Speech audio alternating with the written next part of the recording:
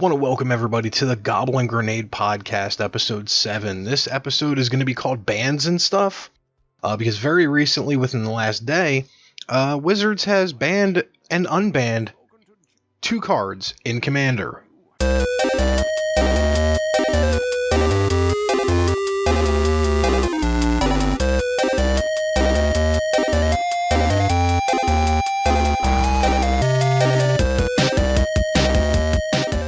So yes, shockingly, Wizards, and it's not Wizards themselves, it's the Commander group that makes the decisions for, I think it's called the Commander Play Group or something like that. They don't have an easy job, but for some reason they decided Golos was bannable. It's been a while, if memory serves me, if they've done it before, where they've banned a card. I'm relatively new to Commander, but they've banned a Commander.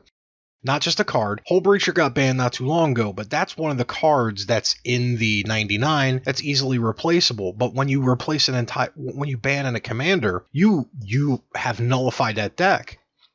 And just from some stats, and thank you, 88 Commander's Quarters, because I saw that video yesterday. In basically what happened is Wizards, if you take the bans, Golos was the most popular commander by far. Just on those cards alone, $8.8 million worth of cards in players' collections for their deck was just nullified. Golos had about, on EDH about 7-something thousand decks, and the average Golos deck is about $1,000 because it's 5-color good stuff. A theme of 5-color good stuff, but there's no other synergies about it.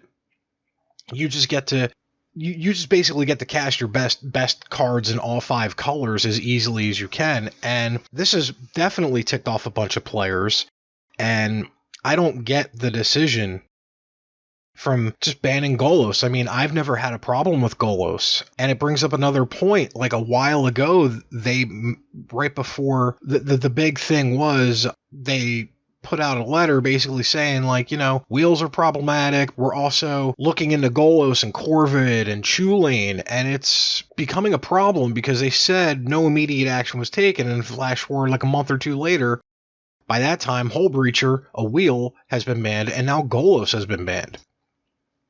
Now, I play in a few different places. I play friends' houses, I play in a couple card stores. Golos has never been the boogeyman monster that they've been making it out to be.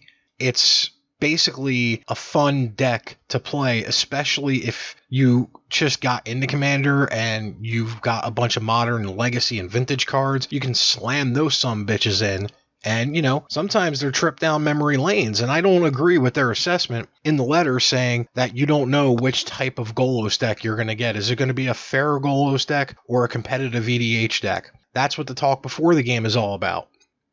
When you sit down to play Commander Pod, the first conversation you all should be having is power level and what are we trying to do? Are we going competitive EDH route? Are we going shits and giggles routes? Or are we going to, testing some decks out? I have varying degrees of decks, like Chulane and now Otrimi, the Mutate deck. Those are as close to competitive as I can get. I'm not too happy with Edgar Markov that I finally got to play a couple times. But I also have Tarlane, which is definitely not competitive. I have Pirates, which is my favorite deck because it's the first Commander deck that I made myself without using too much EDH rec. I mean, yeah, Commander's Quarters was the inspiration for it. I kind of have been piecing that together myself, and it's my pet deck. It has potent cards. It should be in other decks, but because it's my pirate deck, Admiral Brass to kick some ass, if you know what I mean. If you want to sit in a pod with me and play Golos, have at it, fam. Bring that out. Let's play. Let's have some fun. I'm not opposed to it.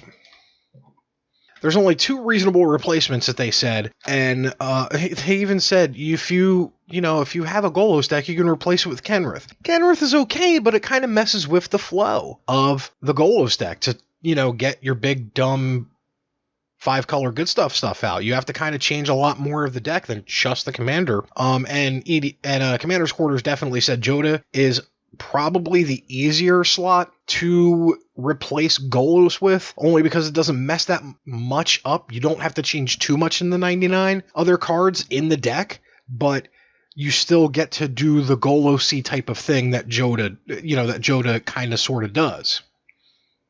previously mentioned in prior articles, does that mean Corvold and Chulane are getting banned as well? Because I'll be really mad if my Chulane deck gets banned. That would be the first time I've had a card banned in Commander since I started playing. I mean, everybody's been waiting for Dockside Extortionist to get banned. I don't think it's that bad of a card per se, but to flat out just ban an entire commander, that's pretty bad. Peep out that really bad Diablo 2 gameplay right now. I've been warming up for the Diablo 2 Resurrected to come out. But then, on top of the Golos ban, they unbanned Worldfire, which is 6 and 3 red for a sorcery. Exile all permanents, all cards from all hands and graveyards, and each player's life total becomes 1. The reasoning for this is it costs 9 mana. Your opponent has to make a concentrated effort to not lose the game because of this. They have to have a plan in place. So in theory, yes, you could Teferi's Protection it, you could bounce other things before you pop the Worldfire, but the problem is that's now 12, 13 mana play, and in Commander that's not too hard. If you've seen Commander play, if you've played Commander, if you've even watched it on YouTube, you know how easy it is to get that amount of mana.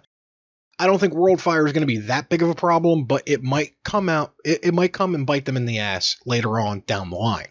But the bannings weren't done since the last time I've actually talked about it. Pauper had 2 bans. Chatterstorm and Sojourner's Companion have been banned. In Pauper, if you don't know, is the common-only format. Now, if you're not familiar with Magic, the Gathering cards come in 4 rarities. Common, uncommon, rare, and mythic. For the longest time, it was just common, uncommon, rare. I forgot what time years ago, but they came out with mythic. Now, that being said, in Pauper, they don't like the storm mechanic.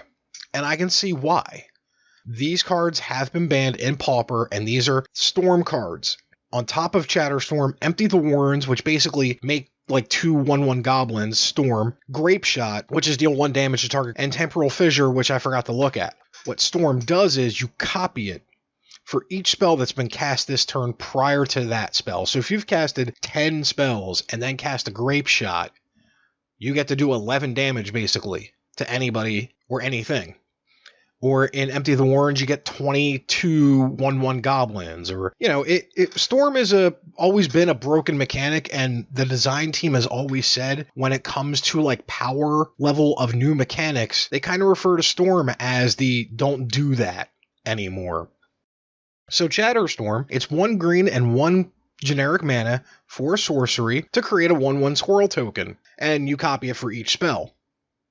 But people have been using it with a card from Strixhaven First Day of Class, which is 1 in a red for an instant. Whenever a creature enters the battlefield this turn, put a +1/+1 counter on it, and it gains haste till end of turn. So you pop your Storm counter off, you cast the First Day of Class, and then you cast Chatterstorm. So if say you're at 7 Storm count by the time Chatterstorm goes off, you have 7 1/1s coming into play, which have a +1/+1 counter put on them, and they get haste. So now you've put 14 power on the board with haste. That's really hard to compete with, especially in Pauper.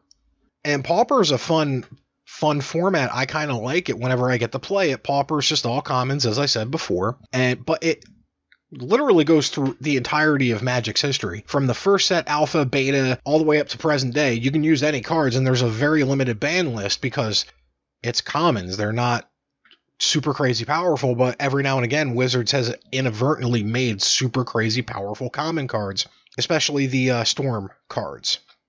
And then Sojourn's Companion, which is for just 7 generic mana, has affinity for artifacts, so it costs 1 less to cast for each artifact you control. So if you've got a couple artifacts, like 4 on the board, it's a 3-drop now. It costs 3 mana to cast. It's got artifact land cycling for 2, but it's a 4/4. Basically, people have been able to cheat it, like, because of the affinity, you're able to get it out much quicker than turn 7, if not turn 3 sometimes. And having a 4/4 coming out on turn 3, if not sooner, with Pauper, that's a pretty big deal. So yeah, Wizards has definitely been on the ban train recently, you know, especially in Historic, and I know Brainstorm's been suspended or banned in Historic. I really think Historic needs Lightning Bolt because, how do I put this? Historic, I was kind of wrong about the Hearthstone cards from Historic Jumpstart, ruining Historic. From a gameplay perspective, it's been ruined for me. I don't like those cards at all in Magic. I know it's probably a boomer problem, but for me, I've always said it's that 1-to-1. I can have the card physically on paper. You can't play these cards on paper because they're impossible to print. 3 decks have been taking over Historic right now, and it's like the Tybalt's Trickery and combo decks, which is fine. That's like a modern thing, combo decks. I mean, come on, let's get prime timed up in this bitch. If you don't know what that is, it's the Primeval Titan deck, where basically it's a turn 1 or a turn 2 win. If you get the cards right, and you have to play it right, there's a lot of sequencing involved to get this win. Had this deck for a while and you've piloted it, if you're adequately adapted to this deck, I don't know what I'm trying to say, it's easy to win. Now Historic has turned into pretty much, especially in the top tier, like just combo decks, and that's fine. I think Wizards accidentally turned Historic into this weird hybrid of Historic and Modern and Legacy. It's like this weird hybrid right now. So there's that. And, I gotta stretch. It's 10:30 in the morning here. And I'm doing it on my headset. I wanted to test this out to see if it's easier to get done. But that being said, it's a weird time for Historic, but I was kind of sort of wrong with the Hearthstone cards ruining Historic. No, it was just the rest of the set that did that. Tybalt's Trickery really needs to be dealt with, especially putting the Cascade Retrace card in there. Like there's got to be an emergency suspension, I feel, for Tybalt's Trickery on top of a couple other cards. But Tybalt's Trickery is the problem because right now that's the one that's getting the most exposure from either YouTubers or streamers or pros. It's all Tybalt's Trickery, in ranked at least. So now we get to what might be the bulky part. I doubt it, but it might be the beefier part of this, if not at all. More Arena screw-ups. Yes, that's right, ladies and gentlemen. Arena has more screw-ups than ever before. Well, not ever before, but even more. Apparently, people in Mythic rank, when they would log in, they were getting ranked down to beginner. Some people haven't even been able to play the game for 2 weeks. It's been pretty bad. And they just had the arena open, and there were some issues with that. People getting their day 2 keys that qualified for day 2. They're fixing it now, but Innistrad comes out this week, folks. So once again, I'm just waiting for the Innistrad update to mess everything up again, and that's not going to be fun if it does. I'm not looking forward to Innistrad getting messing up Arena even more, because they've proven time and time again, as I said, that they've been unsuccessful in this last year and a half to get an update out that doesn't break something already. Applying new band-aids to old band-aids doesn't give you the same result as just ripping the old band-aid off and putting a new one on. Like, bad analogy, but that's what's basically happening right now. And then just, that was a quicker rant than I thought it would be. But I did get to play some Commander in store and at a friend's house. I was masked the entire time. Everybody was vaxxed up. I'm only half vaxxed at this point. I get my next shot in a couple days. I even told him, I'm only half masked. I'm going to be wearing my mask the entire night because I'm kind of used to it. Like, if I can record a 2-3 hour wrestling event wearing my mask, then I don't know what the problem is for me for not wearing it at all times. I'm so used to it by this point. It's like a condom for my face. But it was super fun. Otrimi won against one deck that in the first game, same pod, they had two of the same commanders, and they were doing it's the commander, and I forgot the name of it. Any unspent mana during your turn or phases that gets unspent deals 1 damage. You get 1 damage dealt. And it's got the ability, 1, and tap it to, make Jund mana. So I was able to play around that a little bit because I got shut down completely by a card. Thank God for Corrosion Grip, because I told the table, I was like, that card is, preventing me from winning the game right now or doing anything. And Otrimi, I've discovered, can win the game and have a stranglehold over it pretty fast. Because once I got going, it was relatively quick. When that game ended, I had Otrimi with like 7 creatures on it, and my Otrimi deck, half of the creatures have like hexproof, indestructible, can't be targeted. The other half are the mutate cards. So yeah, that was a super fun game because I kind of won it out of nowhere and was able to knock out both 2 players at the same time. Mind you, it was like turn 10 or 12 or something along those lines. It took a while because I had to shut that artifact down that basically shut ETB triggers off. And that's my whole deck. Otrimi is all about them EBTs, and I couldn't activate any of those until I can get rid of that card, and the rest of the table knew that too, so they weren't going to get rid of that card either. So it was a fun game, and then I played my upgraded Twin Casters. Next, it lost, but it was funny. One player in our pod had the commander that anytime you cast a spell, you deal 2 damage to each opponent. I wasn't going to win. Neither was the person across from me. So he decided, and he was at like 6 life when he did this, he casted a clone card that copied his commander. Basically nullifying him from casting any spells because now it's 4 damage. So then it comes to my turn, and I'm at like 8 life. I decide to Glass Pull Mimic the clone because why not? Or I think it was either the clone or the commander, but I wanted to be cute. Cast a copy of the clone. So now anybody who casted any spell got dealt 6 damage. No, yeah. So now I nullified myself from being able to cast spells. But I figured, it'd be a fun way to end that game for that side of the table because we couldn't cast any spells anyway with the commanders that were copied on the field. It was just a fun game. And then the last game I got to play was Tarland. And I told the table, my Tarland deck kind of does nothing for like 10 turns. It's mono blue, so I'll counter some things. There's a fair amount of counter spells in there. But on the 12th to 13th turn, he's going to want to fight everybody at the same time. And we got to like the 13th turn, and I did this sequence right before my turn where I casted an opt, then I negated it, then I countered my negate. The pod was like, huh? All right, that was weird. And I was like, yes, but I have Tarlane out, and Doctrine of Perfection, and Murmuring Mystic. So I got 3 2/2s, 3 1/1 flyers, and 3 1/1s. And then I was going to be able to flip Doctrine of Perfection on my upkeep. I lost that game because I swung, and I made my presence known after that, and I swung out for like 42 damage on one player and took him down to like 10 with blocks and whatnot. But the fact that I just swung out for 42 damage on the first turn, like on my first attack that I did that game, kind of put the rest of the table on notice, like, all right, we got to stop him. But it was fun. It was great. It was good to be amongst friends playing in a safe environment. Everybody else was, as I said, vaccinated. I was masked up the entire night. And it just felt good to actually get some normalcy back, or as close to normal as we can get right now. Trust me, I don't want to have to be wearing masks, but, it is what it is. And then my final point, and this is where I'm going to insert the Thermo Alchemist testing. All right, Thermo Alchemist is in the new set. I'm brewing Thermo Alchemist again.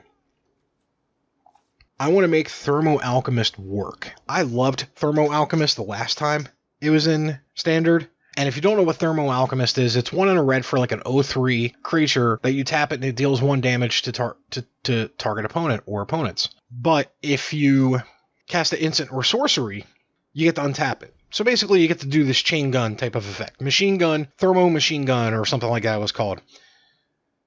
I've been testing it, and I've been testing it with obviously what you're seeing right now. I've only been testing it with Sparky because obviously the rest of the set's not out, so I am limited to what cards I can do, and plus Thermo Alchemist isn't Standard legal, so I can't jump into Standard games to test it. That being said, I'm happy with the results so far. What you see on the screen right now is definitely going to be changing because there's a couple cards in the new set that are going to go well in this Thermo Alchemist deck. I'm talking about the red version of Thing in the Ice. I think the weird functional reprint of Brainstorm. There's a couple other cards that are going to need to put in there and some of these cards are going to be needed taken out. But what I discovered though was Learn. The Learn mechanic from Strixhaven works so well with this deck that the Learn spells are definitely going to be staying in. I don't know if it's going to be the target creature blocks this turn if able, Learn, or if I'm going to use those and the pop quizzes as well. But Learn mechanic is definitely going to be staying in this deck, because this is not a creature-based deck. For the most part. I have to lean on Wizards because the other card that I'm using right now, which pairs really well with Thermo Alchemist. So yeah, there is that. I'm happy with that deck so far. Actually, this has not been that bad of a podcast this time. Check out the channel, check out the drafts that I've been doing. The last few have been fails, but, you know, the next one's probably going to be a fail as well. But tell me, you know, what you think, what you know. Help the channel out if you want. Leave a like, leave a comment, leave a dislike, hit that bell notification, do all the funky stuff, or don't. I don't care. I wait for that call out for the end, as I always say, because I don't want to assault you in the immediate beginning with 2 minutes of telling you what to do with the notifications and all that, and then going into the paid ad and all that other stuff. My name's Dahmer, also known as Dom Douglas, and may your top deck always be mythic.